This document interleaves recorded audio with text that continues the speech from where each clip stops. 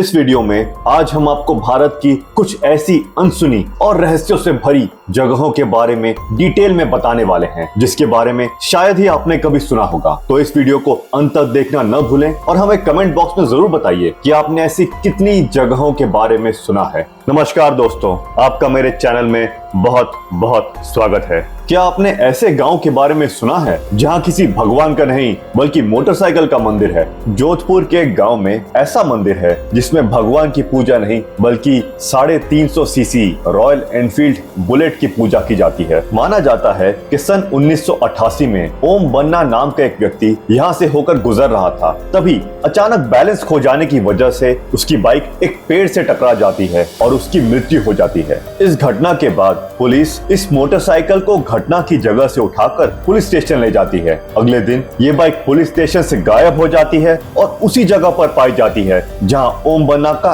Accident हुआ था। Police फिर से इस बाइक को एक्सीडेंट की जगह से उठाकर पुलिस स्टेशन ले आती है, लेकिन इस बार वो पेट्रोल की टंकी से सारा पेट्रोल निकालकर इसे लॉक कर देते हैं। लेकिन अगले ही दिन ये मोटरसाइकिल एक बार फिर से घटना स्थल पर पहुंच जाती है। ये घटना पुलिस डिपार्टमेंट और पास के गांव में खलबली मचा देती है। आसपास वाले लोग इसे चमत्कार मानते हैं और यहाँ इस बाइक का एक मंदिर बना देते हैं जिसे बुलेट बाबा मंदिर भी कहा जाता है।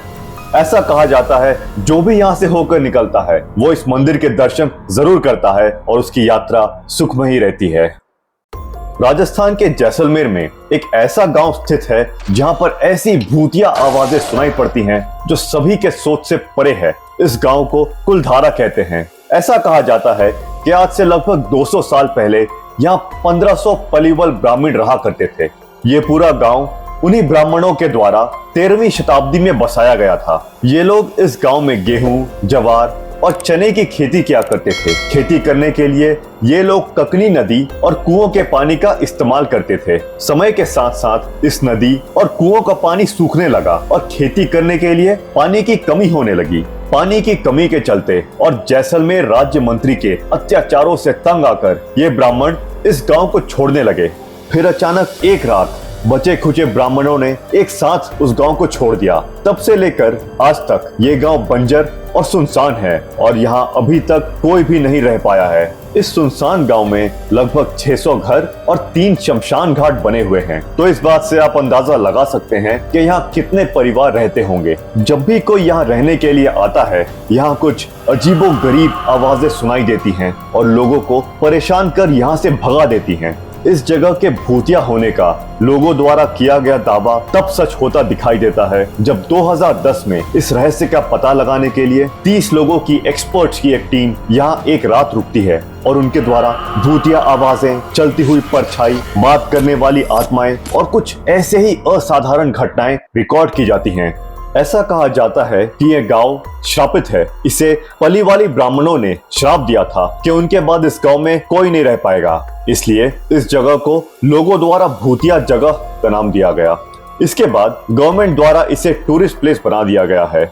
क्या आपने ऐसे पत्थर के बारे में सुना है जिसे चंद लोगों द्वारा सिर्फ एक उंगली से उठाया जा सकता है लेकिन बुलडोजर से नहीं उठाया जा सकता? सुनते ही दिमाग चकरा गया ना। ये पत्थर महाराष्ट्र के एक छोटे से गांव शिवपुर में एक दरगाह में देखा जा सकता है। इस दरगाह का नाम हजरत कमर अली दरवेश है। ऐसा कहा जाता है कि आज से 800 साल पहले इस दरगाह के पास एक मुस्लिम परिवार रहने के लिए आया था। इनका एक बेटा था जिसका नाम कमर अली दरवेश था। उस समय इस दरगाह के स्थान पर एक जिम हुआ करता था। मशीन्स न होने के कारण लोग 2 पत्थरों के साथ एक्सरसाइज किया करते थे। दरवेश के माता पिता चाहते थे कि वो भी एक्सरसाइज करे और स्पोर्ट्स में आगे बढ़े, लेकिन दरवेश को ये सब पसंद नहीं था। उसके माता पिता उसे जबरदस्ती इस जिम में भेज दिया करते थे। वो अपने माता पिता के कहने पर वहाँ चला तो जाता था, लेकिन वहाँ लोग उसके दुबले पतले शरीर का मजाक बनाया करते थे।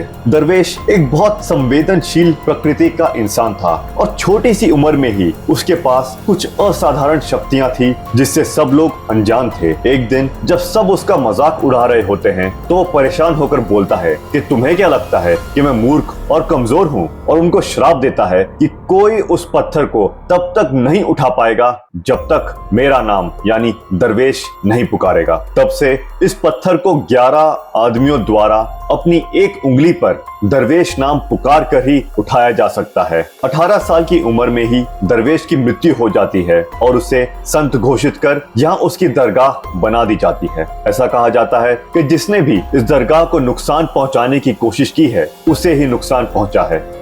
दोस्तों, आपने पानी की बारिश तो हमेशा ही देखी होगी, लेकिन क्या आपने कभी खून की बारिश देखी है?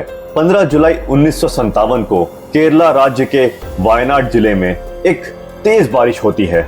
इस बारिश में लोगों के घरों में सूख रहे कपड़े बारिश की वजह से गुलाबी रंग के हो जाते हैं। जब लोग लाल रंग की बारिश देखते हैं तो पूरे गांव में तहलका मच जाता है। लोगों को लगता है कि गांव में खून की बारिश हो रही है। देखते ही देखते ये लाल रंग पीले रंग में बदल जाता है और 15-20 मिनट तक ये बारिश ऐसे ही होते रहती है। कुछ लोगों द्वारा कलयुग के खत्म होने की बात बताई जाती है, तो कुछ लोग कहते हैं कि ये बारिश गांव पर एक श्राप है। इस लाल और पीले रंग की बारिश का पता लगाने साइंटिस्ट की एक टीम इस गांव पहुंचती है और कुछ सैंपल्स कलेक्ट करती है। इन सैंपल्स को लैब में टेस्ट किया जाता है। इस लाल रंग के बारिश के बाद यहाँ हरे, काले और अनेक रंगों की बारिश भी देखी जाती है। शुरू में ये अनुमान लगाया गया कि इस बारिश के लाल रंग की वजह कोई उल्का विस्फोट यानी मीटियोर बर्स्ट है, जिससे मीटियोर के टुकड़े और अन्य पार्टिकल्स पानी में मिलकर बरस रहे थे। बाद में गवर्नमेंट ऑफ इंडिया द्वारा यह बताया गया कि बारिश का ये रंग हवा में फैले एल्गी जैसे जीव और पानी के मिश्रण की वजह से हुआ था। लेकिन जब इसकी रिसर्च एक साइंटिस्ट गॉडफ्रे लुईस ने माइक्रोस्कोप से की तो उन्हें इन सैंपल्स में डीएनए दिखाई दिया और उन्होंने इस बारिश को एलियंस द्वारा धरती पर जीवन बसाने के लिए की गई एक सोची समझी साजिश बताया। उनकी इस थ्योरी की कई साइंटिस्ट द्वारा आलोचना की गई। तब से ये बारिश एक मिस्ट्री है जिसके बारे में कोई नहीं जानता। कुछ दशक बाद 2001 में केरला राज्य के ही कोट्टयम और उडुक्की जिलों में कुछ इसी तरह की बारिश लगभग 10 दिनों तक देखी जाती है। लोगों द्वारा बताया जाता है कि ये बारिश शुरू होने से पहले तेज बिजली कड़कने की आवाज और बिजली दिखाई देती है। बारिश बंद होने के बाद इस गांव में बारिश की वजह से गड्ढे बने देखे गए। ये बारिश जुलाई 2001 से सितंबर 2001 तक इन जिलों में देखी गई। विदेश जाने के लिए सबसे महत्वपूर्ण चीज क्या है? वीजा। और वीजा लगने की टेंशन सबको रहती है। अगर मैं आपसे कहूं कि एक ऐसी जगह है जहां जाने से लोगों का वीजा कभी रिजेक्ट नहीं होता, तो क्या आप मेरा विश्वास करेंगे? हैदराबाद के ओस्मान सागर झील के किनारे बना वेंकटेश्वर भगवान का मंदिर एक बहुत पुराना मंदिर है जिसे द वीजा गॉड भी कहा जाता है, यानी वीजा का भगवान। लोग यहाँ पर वीजा लगाने की रिक्वेस्ट लेकर आते हैं और वीजा कैंडिडेट्स के लिए तो ये मंदिर जाना जरूरी हो गया है। इतना ही नहीं, यहाँ अलग अलग धर्म के लोग वीजा की रिक्वेस्ट लेकर दूर दूर से आते हैं। इस अर्जी के लिए एक खास प्रक्रिया करनी पड़ती है जहाँ कैंडिडेट्स पासपोर्ट भगवान के पास रखकर अपनी वीजा लगाने की मन्नत मांगते हैं और 11 बार मूर्ति की परिक्रमा करते हैं। वीजा लगने के बाद भक्त 108 बार मंदिर की परिक्रमा करते हैं। तो अगर आपका वीजा बार बार रिजेक्ट हो रहा है या वीजा की लाइन बहुत लंबी है तो यहाँ आके मन्नत मांगिए और अपना वीजा प्राप्त कीजिए। अगर आपको वीडियो अच्छा लगा तो इसे लाइक और शेयर जरूर करें और चैनल को सब्सक्राइब करना न भूलें।